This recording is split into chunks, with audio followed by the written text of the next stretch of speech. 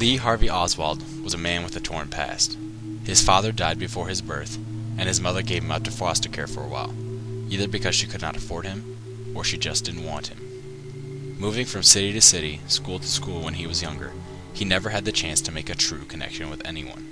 He lived in his own fantasy land. This picture may not show Lee's unfortunate childhood, but it does show a need for attention, a desire to be different.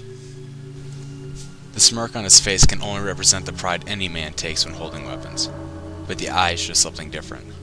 Hidden behind the shadow of his brow, one sees nothing, a perfect depiction of a slightly inhuman or secretive look, which defined Lee's day-by-day actions.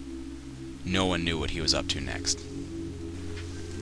Oswald was a proficient sharpshooter, in which he learned during his service in the United States Marine Corps from 57 to 59. However, after seeing that he was more of a loose cannon in combat, the Corps court-martialed him twice. Perhaps the smirk on his face was not pride in holding a weapon at all, but more of what he knew he could do with the weapon in the first place. The photographer behind the camera tells us a different story about Lee's life, the life of a Marine who defected and began a new life in the USSR. After defecting when he was only 19 years old, the self-proclaimed Marxist applied for citizenship within the Soviet Union. Can one tell from his posture, or from the Marxist pamphlets he is probably holding in his right hand, that he slit his wrist when, at first, his citizenship was denied to the USSR?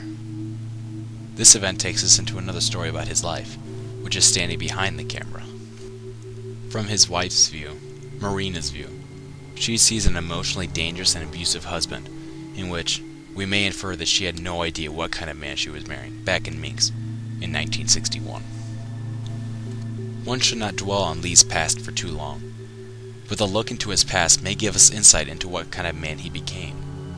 Lee's life was nothing but one rejection after another. His struggle for attention, to be different from the crowd, is what may have led to his involvement in the JFK assassination.